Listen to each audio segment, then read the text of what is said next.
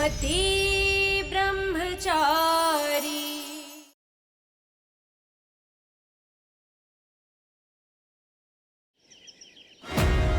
बोल, सरजू करेगा मेरे लिए ये आखिरी काम? वादा करता हूँ बाबूजी कि आपका ये आखिरी काम मैं जरूर करूंगा।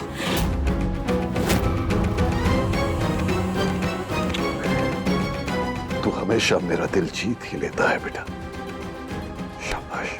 काम बोलिए बाबूजी, क्या करना है? आपके लिए मैं अपनी जान तक देने को तैयार हूं।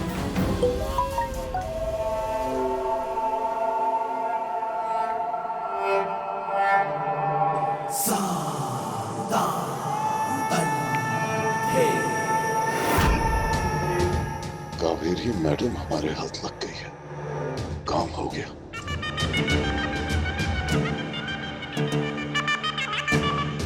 ठीक है सरजू, ले। बाबूजी, अरे अपने बाबूजी पे भरोसा करता है कि नहीं? करता है ना? तो ले पकड़ और आजा, चल।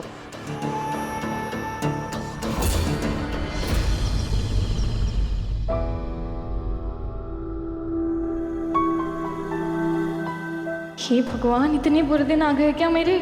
जिसने मेरा प्यार, मेरे सपने मुझसे छीने, उसके लिए मैं पकवान की तैयारियां कर रही हूँ। माँ, नाश्ते के लिए गर्मा गर्म समोसे हो गए। बहुत बढ़िया।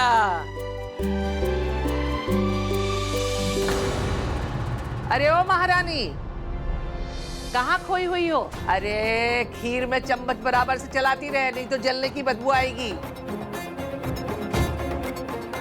वाह मम्मी जी, मैं पेट से हूँ तो भी मुझे गिन गिन के मेवे देती हैं, और यहाँ भर भर के बादाम किशमिश डाले जा रहे हैं। दारी की, इतनी भी जोर से मन में मत बोल के मुझे सुनाई पड़ जाए। हैं? गुड़ क्यों रही है? एक कटोरी खीर तुझे भी मिलेगी, चुपचाप काम कर। हाँ। जी जी जी जी मम्मी जी।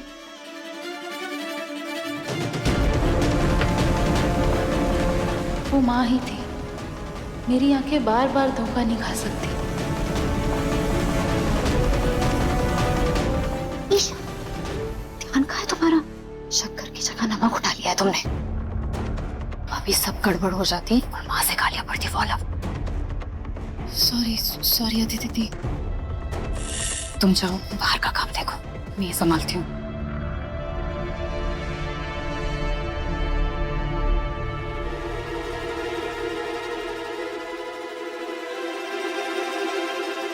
मुझे माँ के बारे में किसी न किसी से बात करनी होगी जो मुझे ढूंढने में मदद करे।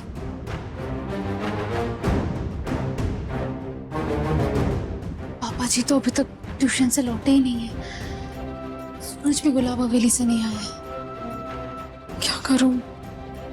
सूरज को कॉल करके देखती हूँ।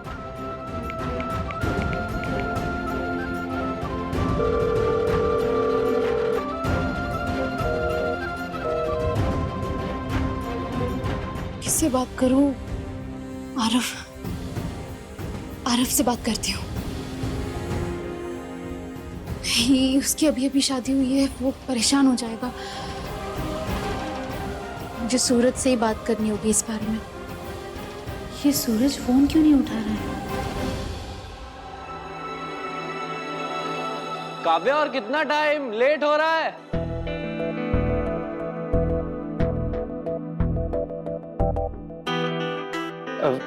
सब वेट कर रहे होंगे, चलो। आरव जी, हम पग फेरे की रस्म के लिए नहीं जा रहे हैं। लेकिन क्यों? तुम रेडी हो, मैं रेडी हूँ, फिर क्यों नहीं जा रहे? नहीं, मैंने कहा ना, मेरा मन नहीं है, हम फिर कभी चलेंगे। काव्या, सब ठीक है ना? सी, कुछ तो बात है जो तुम्हें परेशान कर रही है। I can feel it. नहीं आरव जी, ऐसा कुछ नहीं है, मैंने कहा ना। फाइन, मत जाओ, लेकिन अपने घर वालों को तुम ही बताओगी कि हम वहाँ क्यों नहीं आए।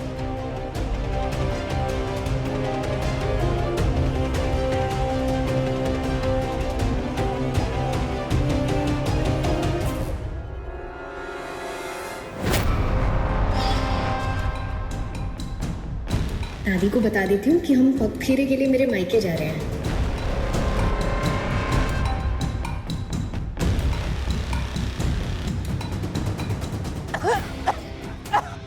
दादी, भगवान, दादी, दादी क्या हुआ? हे भगवान, हाय रे बुढ़ापा।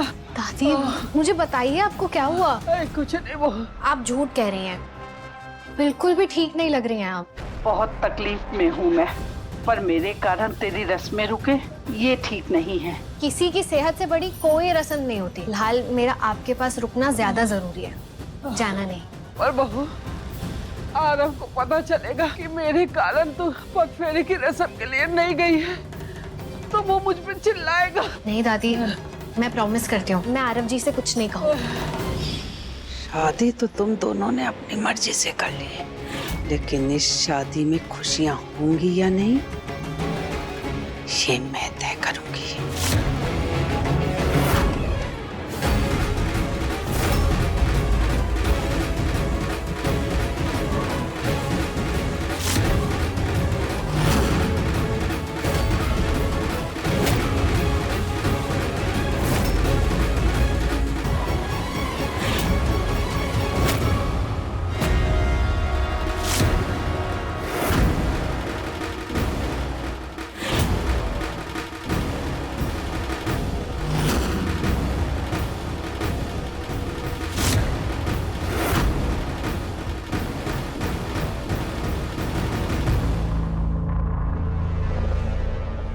सूरज, कहाँ हो तुम? फोन क्यों नहीं उठा रहे हो? मुझे माँ के बारे में जरूरी बात करनी है। हाँ बाबूजी, आपने इन्हें यहाँ इस तरह।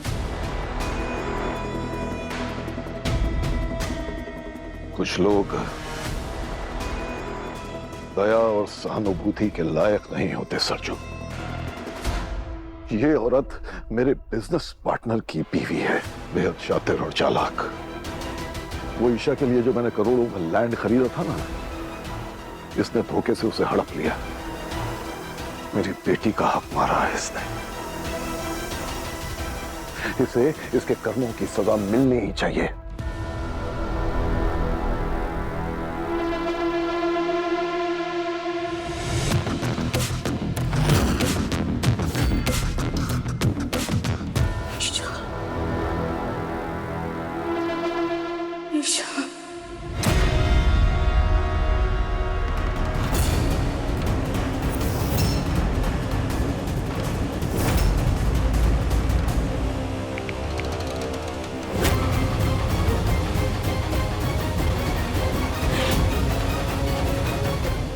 बाबूजी, उन्होंने कुछ कहा? अरे ये पगली है। पगली की बड़बड़ाहट पर ध्यान नहीं दिया जाता। इसने गुलाब सिंह को मात देने की कोशिश की है, तो गुलाब सिंह इससे वो सब वापस लेगा जो इसने छीना है। लेकिन सबसे पहले इसे ठीक करना होगा ताकि ये होश में आए और कागज साइन करे। उसके बाद इसके साथ क्या करना है वो मैं तुम्हें बताऊंगा।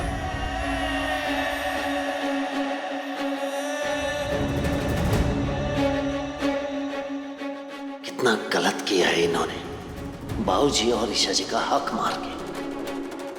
फिर भी बाबूजी अपने गुस्से को पी कर पहले इनका इलाज कराने की सोच रहे हैं। ये औरत बहुत ही बुरी हालत में है।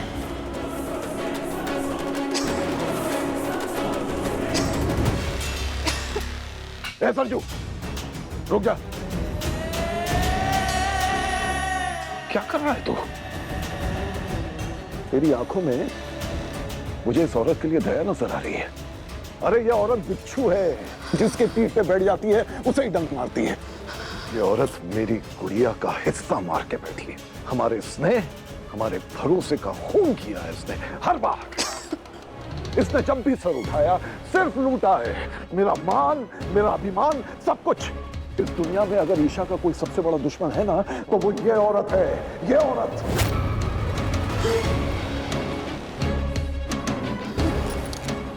सरजू बेटा, मेरा ये आखिरी काम तो सिर्फ मेरे लिए नहीं बल्कि ईशा की भलाई के लिए भी कर रहा है।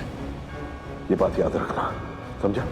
जी बाबूजी, जैसा आप चाहेंगे बिल्कुल वैसा ही होगा। लेकिन हाँ सरजू, इस बारे में ईशा को कभी पता ना लगे, क्योंकि ईशा दिल की बहुत अच्छी है। ये उसकी ताकत भी है और उसकी कमजोरी भी। वो शायद इसे माफ कर दे, लेकिन एक बाप इस औरत को कभी माफ नहीं कर सकता। और इस औरत का यहां होना तेरे और मेरे बीच का राज होगा आज से, समझ गया?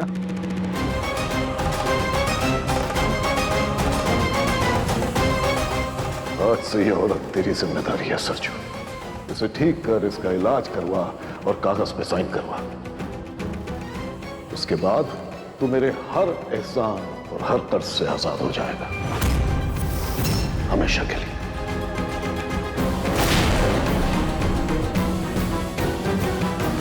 वादा करता हूं बाबूजी, इस बार भी आपको हारने नहीं दूंगा। तो वैसे भी आपने मुझे एक नेक काम ही सौंपा है, एक ठग से पैसा वसूलने का। वादा करता हूं बाबूजी, इस औरत ने आपके साथ जो नाइंसाफी की है उसका पाई पाई का हिसाब मैं इस औरत से वसूल करके ही रहूंगा।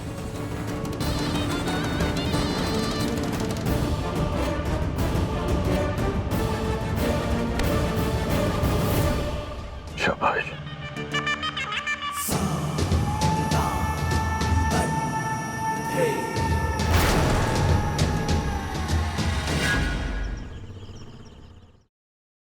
ईशा जी, ईशा जी, क्या बात है सूरज? जब से डिवोर्स पेपर जलाया है, ईशा को आंखों से ओझल नहीं होने देता। डर गया ना उसे खोने से। वैसे तूने 2 महीने क्यों मांगे हैं?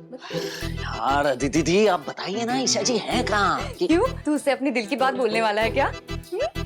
आप ना अपना ज्यादा दिमाग मत लगाइए, ठीक है? खीर बनाइए, खीर जल गई ना तो ताई माँ से आपको कोई नहीं बचा सकता। जाइए। दीदी बता तो दीजिए, ईशा जी हैं कहाँ? क्यों बताऊं? तो खुद ढूंढ ले। अरे ईशा जी, वैसे मैंने ईशा को माँ के कमरे में देखा था। आप भी ना दीदी।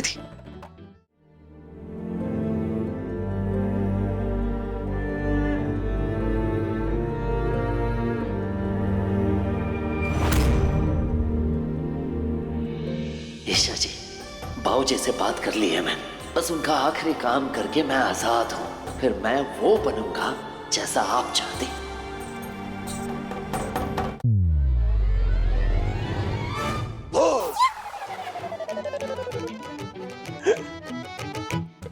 ऐसे कौन करता है? तुम्हारे में ना बिल्कुल भी अकल नहीं है। अभी बताती हूँ। क्या ईशा जी, ईशा जी।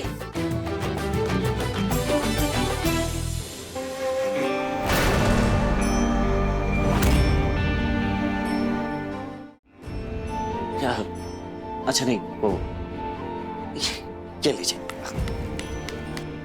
सॉरी, वो आप बार बार मुझे कॉल कर रही थी ना? क्या, किस लिए? वो मैं कुंज बिहारी में हारी वो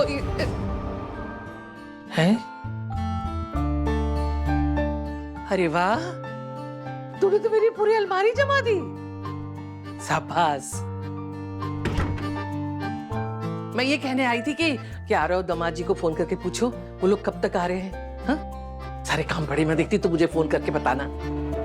हाँ ईशा जी, कुछ बोल रही थी आप? उनका नाम भी मत लेना, ऐसी माँ होती है जो अपने छोटे छोटे बच्चों को छोड़कर किसी और के साथ भागी। कैसे कहूँ सूरज, बाकियों की तरह अगर तुमने भी मेरी माँ के बारे में गलत सोचा और कहा कि वो भाग गई थी तो मैं सहन नहीं कर पाऊंगी। ईशा जी, क्या कुछ बोल रही थी आप? बोलिए। नहीं सूरज, वो कुछ खास बात नहीं थी। फिर भी मुझे जानना है, बताइए क्या बात थी? वो सूरज, मेरा ना एक झुमका घूम गया था, तो वो ये ऐसा ढूंढ दोगे क्या प्लीज? क्या आप मुझे बार बार कॉल इसलिए कर रही थी कि मैं झुमका ढूंढ दूं? हाँ सूरज, मुझे ये झुमका बहुत पसंद है, तो ढूंढ दो ना इसका दूसरा पैर। दीजिए, ढूंढ दूंगा मैं। और ईशा जी, ये मुझे ऐसा क्यों लग रहा है कि ये झुमका नहीं बल्कि कोई और बात आपको अंदर ही अंदर परेशान किए जा रही है। नहीं सूरज, ऐसी कोई बात नहीं है, मैं काव्या को कॉल करके आती हूँ।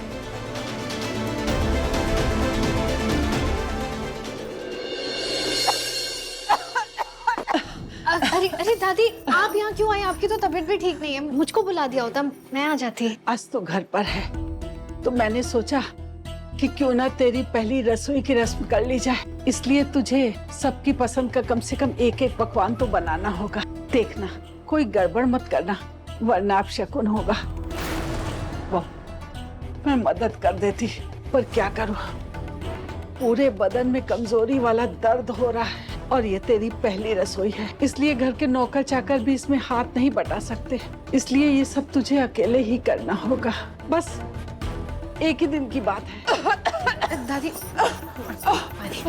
आज मैं तुझे दिन भर किसी ना किसी काम में ऐसा फंसाऊंगी कि तू कुछ और सोच भी नहीं पाएगी।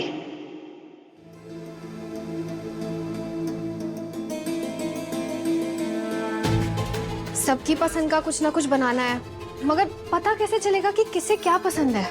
कहाँ से शुरू करूं, क्या बनाऊं?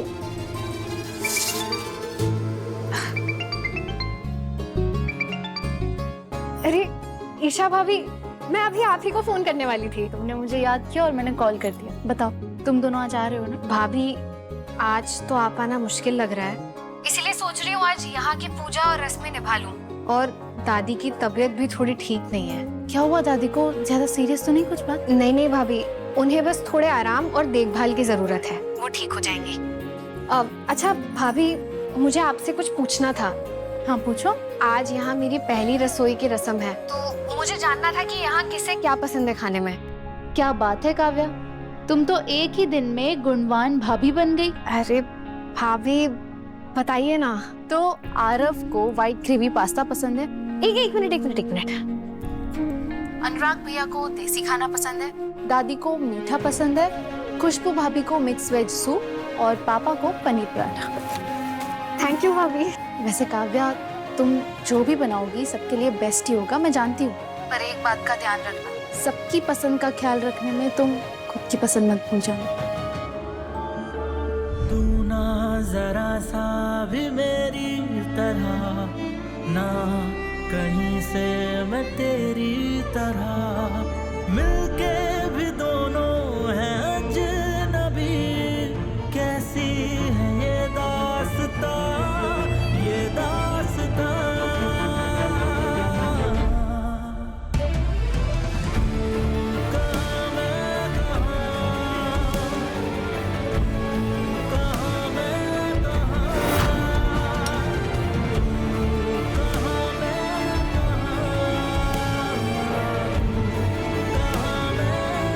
हाय काव्या।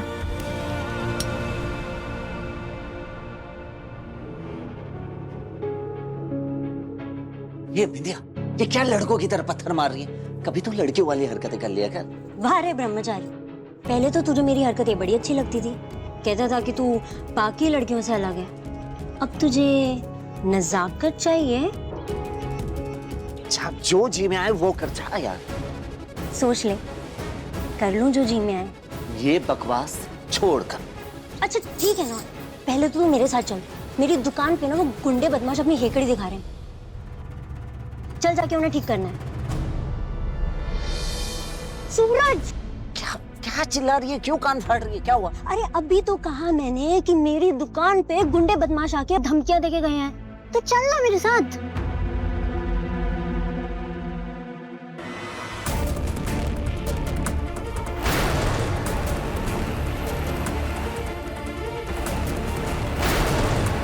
हाँ ठीक है, ये मैं बंटी को बोल दूंगा, वो तेरा काम कर देगा। जा सूरज,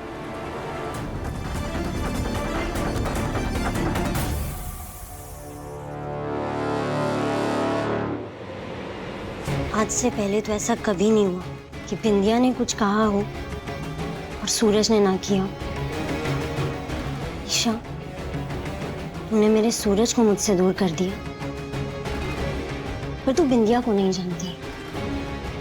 बिंदिया जब कुछ छीनने पर आती है ना, तो वो हर चीज अपनी बना लेती है।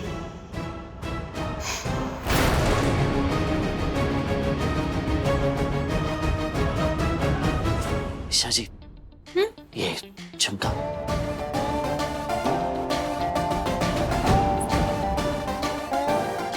थैंक यू सूरज। ईशा जी, हाँ जी, वो आपको क्या पसंद है? ओ हाँ, मेरा मतलब खाने में। क्या बात है पति ब्रह्मचारी जी, तुम मुझसे पूछ रहे हो कि मुझे क्या पसंद है? अच्छा चलो, पूछ रहे हो तो बता ही देती हूँ। पास्ता तो तुम्हें पता ही है, और पाव भाजी। जो माँ बनाया करती थी, एकदम मुंबई स्टाइल में। कैसे बताऊं ईशा जी को कि मैं खुद को बदलना चाहता हूँ उनके लिए। मैंने जो देखा बाजार में, क्या वो सच था या झूठ? मुझे ऐसा क्यों लग रहा है कि मैंने सच में माँ को देखा।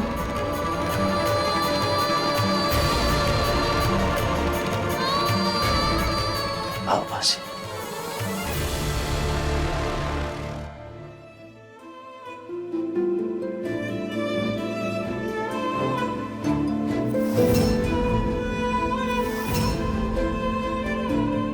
देखिए, पेशेंट की हालत काफी बिगड़ी हुई है, ऊपर से काफी कमजोर भी हो गई है, तो इन्हें रिकवर होने में वक्त लगेगा। सुई लगाओ, पानी चढ़ाओ, जो इलाज कर सकते हो वो सब कुछ करो, लेकिन जल्द से जल्द इन्हें ठीक करो। समझ गए डॉक्टर? देखिए, मैं अपनी तरफ से बेस्ट इलाज और मेडिसिन दे सकता हूँ, लेकिन पेशेंट का ठीक होना उनकी बॉडी कंडीशन और इच्छा शक्ति पर डिपेंड करता है, और इसके लिए रेगुलर दवा देना जरूरी है। पानी दीजिए।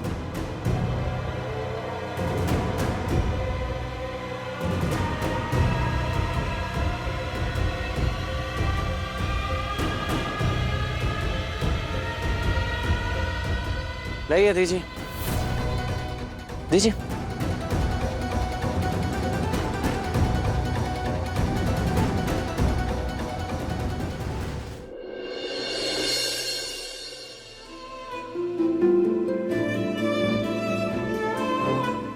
माँ, मैंने पुलिस स्टेशन में आपकी मिसिंग कंप्लेन कर दी है।